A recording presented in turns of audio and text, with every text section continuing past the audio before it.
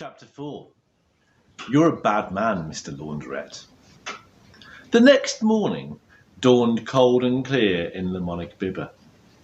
Martin Laundrette was up early to work on his very secret invention when Jonathan Ripples happened to stroll by.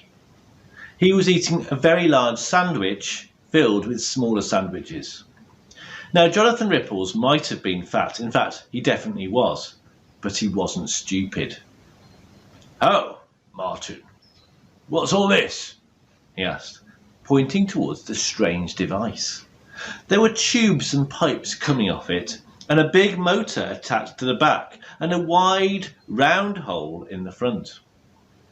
"It's just a washing machine," said Martin Laundrette innocently. "I do run a laundrette, you know." And there is a picture of the washing machine. You might notice it's got the words Rippletizer down there. "But why is it so big?" asked Jonathan Ripples, poking his head in through the round door.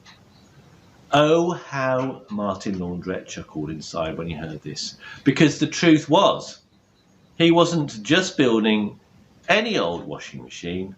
He was building the Rippletizer 2000, and when it was ready, he was going to shove Jonathan Ripples inside and start it up. "He always acts so high and mighty," thought Martin. "Well, the Rippletizer 2000 will rinse the smile off his fat face once and for all.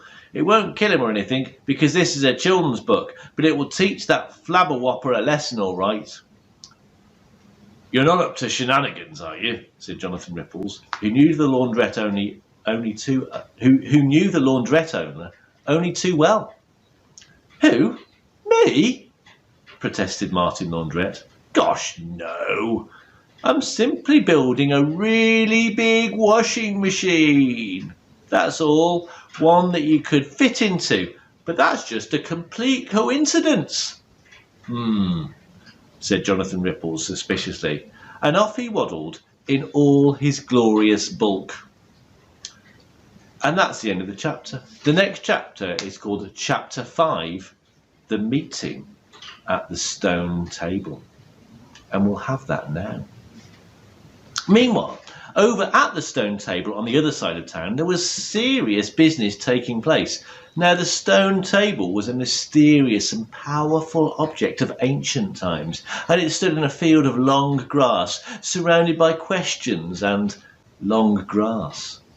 How old was it? Who had built it? What had it been used for so long ago? No one knew the answers, but the best guess came from a famous scientist called Crunchy.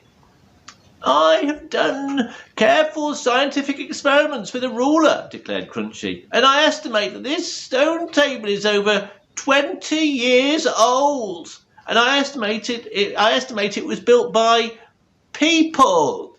And I estimate it was originally used as a table. Now I'm off to mess around in pyramids and dig up a mummy, because that is what the scientists do." And now, sitting around the stone table in the thin December sunshine were Friday, Alan Taylor and Polly, all looking very solemn indeed. "Good friends," began Friday, "I have gathered you here this winter's morn because Father Christmas has been kidnapped by an evil sparrow who wants all the presents for himself, and it is up to us to come to his rescue." "Friday," sighed Polly, "that's just that film we watched last week, A Very Sparrowy Christmas, remember?" "Not really," said Friday truthfully. "So, why have I gathered you here this winter's morn?" "Because Mrs. Lovely got attacked on Goblin Mountain," said Alan Taylor. "Remember?" "Not really," said Friday truthfully. "Now listen, friends. Last night a wise dream came to me, and a strange voice spoke unto me, and it said, 'Hello, Friday. How are you? I like your hat. Oh, by the way, you must go on a brave quest and sort out those goblins before things get worse.' The voice said I must go up to Goblin Mountain," continued Friday, "and I must go armed only with pure thoughts, an honest tongue and a brave heart. Plus a sword in case all that stuff doesn't work. And so, friends, I depart at noon, but I will need to pick one other brave traveller to accompany me on my quest. Oh, pick me, please, cried Polly. Sorry, said Friday, shaking his head in a little gesture he'd invented to mean no. Everyone in Le Bonnet Bibber used his ingenious system. Why not try it yourself? He goes like this. I have decided to take Yellowbeard instead, said Friday, and he pointed to a thick-set dwarf with a bushy black beard who sat by his side dressed in chainmail and carrying a battle-axe. Until that moment, Polly hadn't noticed him there. And there is the picture of them sitting at the stone table with Yellowbeard, the dwarf. Yellowbeard, protested Polly, but Friday, we're a team, you and me. Together, we're the very best at adventures and such like. Sorry, said Friday, but Yellowbeard the dwarf it is, and he's my new best friend, by the way. Well, just then, Alan Taylor gave a little giggle, and suddenly Polly realised what was going on. Hold on, she thought, this looks like one of Friday's amazing jokes. She took a closer look and saw that Yellowbeard was just made out of cardboard. Friday had been up most of the night cutting him out and colouring him in with felt tips. Oh, Frides, laughed Polly, pushing Yellowbeard over into the snow. You and your amazing jokes. The truth is a lemon meringue, laughed Friday affectionately. Of course you're coming with me, Polly. And I will stay and look after Mrs. Lovely, proclaimed Alan Taylor. I will teach her about the natural world with my collection of wildlife documentaries. I've got a brilliant one about leopards. They are fascinating creatures, and the spots on their fur are known as spots. It is well said, sir, remarked Friday, taking out his tuba. Now let us all sing a song to bring this great meeting at the stone table to an end. I love songs. Sorry, said Alan Taylor, looking at his tiny chocolate wristwatch. No time for singing. We've got to get you two ready. And the meeting was done. And there is a picture of Friday's tuba.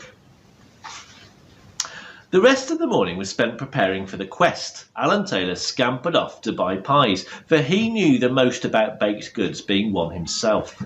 Polly ran to buy thick cloaks, because it would be bitter cold upon Goblin Mountain, and Friday played a computer game down the arcade and got a really high score. Eventually Noon came round, as Noon always does. Good old Noon, it never lets you down, and it was time for the quest to begin. Farewell, good travellers, said Alan Taylor, as Polly hugged him goodbye.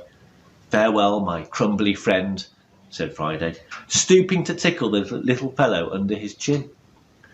And having said their goodbyes, the courageous pair turned on their heels and started off down the long and winding road that would take them to Goblin Mountain.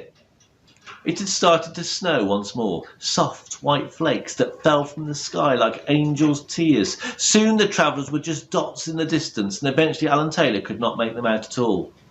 "'Tis a brave and lonely day," he thought as he stood there shivering in the icy wind. "Will I ever see those two again?" Then he ate his chocolate wristwatch. It sort of spoilt the moment, but he'd missed breakfast. And that's the end of the chapter. The next chapter is called Chapter 6, The Great Gifts.